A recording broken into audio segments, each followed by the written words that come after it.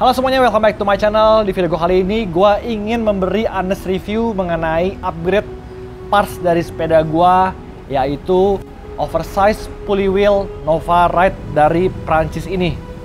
Ini merupakan oversize pulley yang menurut gue harganya sangat reasonable, dimana gue melihat untuk karbon dan juga bearingnya menggunakan seramik yang biasanya harganya bisa sampai 8 jutaan, 7 jutaan, atau mungkin ada 10 juta. Ini cuma 3 juta rupiah guys, dan ini harganya menurut gua sangat worth it untuk price gitu. Nah sekarang gua sudah mencoba untuk ride walaupun hanya sekali. Ini akan menjadi review yang menurut gua cukup personal. Jadi kalau misalnya ada teman-teman yang mungkin memiliki pendapat yang berbeda ataupun mungkin ada masukan, teman-teman bisa komentar di bawah ya, biar kita saling bertukar pikiran. Jadi review kali ini gua akan lakukan dengan cara gua, dengan metode gua, dan ini semuanya berupa self opinion atau pendapat pribadi. Oke. Jadi gua sudah sepedahan dari hari ini, tepatnya di hari Kamis, dan gua sepedahan sebelumnya di hari Selasa. Ya. Gua ingin mencoba hari ini menggunakan speed dan cara yang sama seperti saat gue bersepeda di hari Senin. Untungnya gue menggunakan group set yang berpower meter, jadi ya gue bisa bilang bahwa metode yang gue pakai mungkin akan sedikit lebih akurat karena gue berpatokan kepada power meter, berpatokan kepada speed.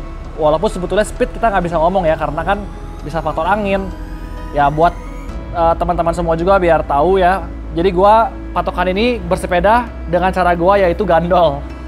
Jadi gua nggak narik peloton guys. Jadi waktu hari Senin dan hari ini Kamis gua tidak narik peloton.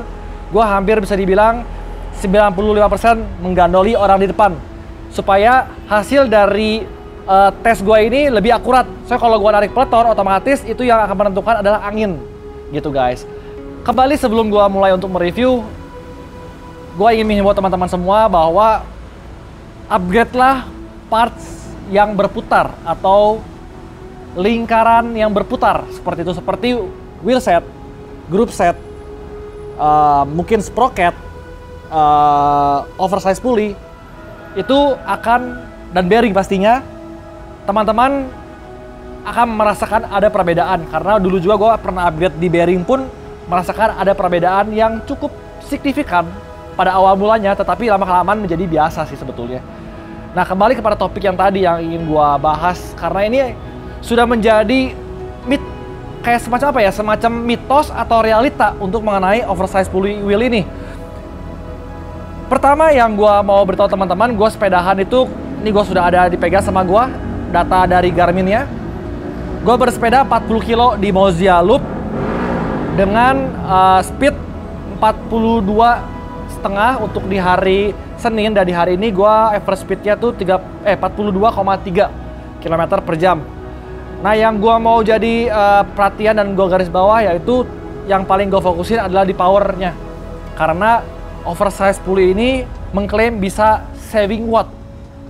Ya kalau melihat dari saving watt, dari yang data yang gua terima di hari pertama gua menggunakan SRAM Force ini, itu powernya 183 watt average-nya. Dan saat gue mengganti dengan oversize pulley dengan yang lebih besar rasionya, itu average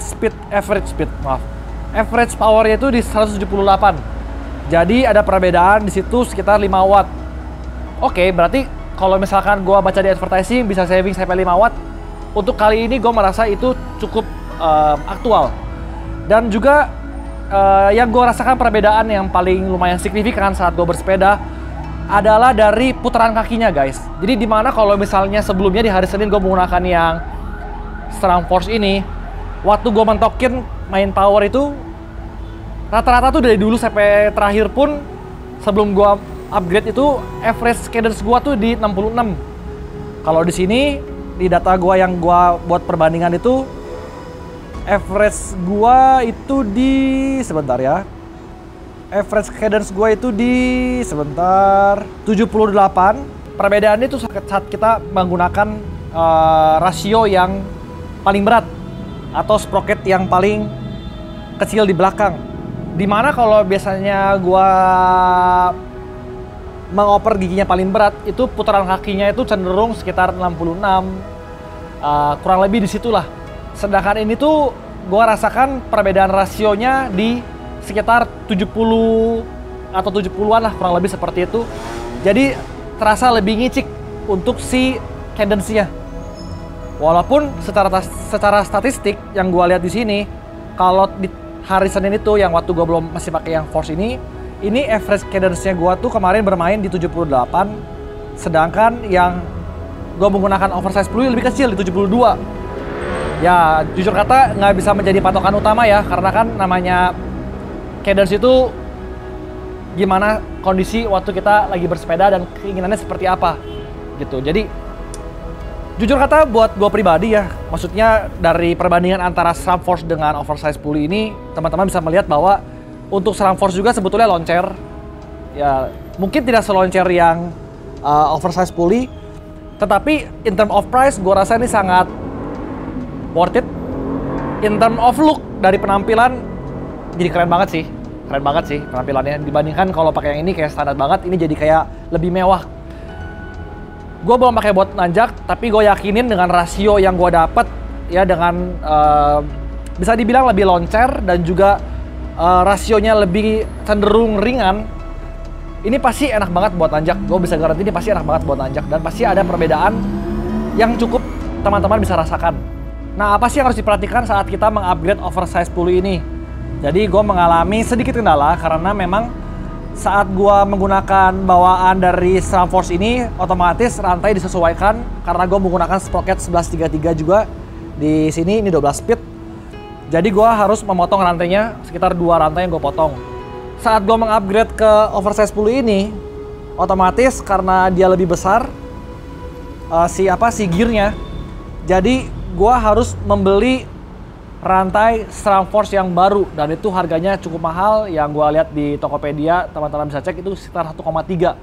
Jadi ya otomatis gue harus membelanja oversize Pluit ini senilai 3 juta ditambah dengan rantainya sekitar 1,3 jadi 4,3. Itu adalah hal-hal yang harus teman-teman perhatikan sebelum mengupgrade. Pastikan bahwa rantai yang teman-teman punya di sepeda teman-teman itu sesuai dengan rantai yang dipakai untuk oversize Pluit ini. In conclusion, dari semua konklusi dari upgrade ini, dari gue pribadi, gue merasa happy dan gue merasa worth it dengan harga yang diberikan.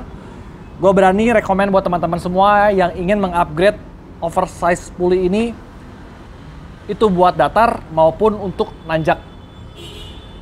Mudah-mudahan ini menjadi video yang objektif, karena ini memang pendapat opini pribadi.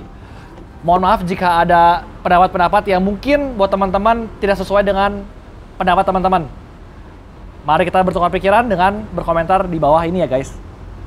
Paling itu guys video gue kali ini, teman-teman please subscribe channel gue, like, komentar, dan klik tombol loncengnya supaya terus mendapatkan update-update dari video berikutnya. Gue Mafri Jonathan, pamit undur diri, sampai jumpa di video berikutnya. Dah.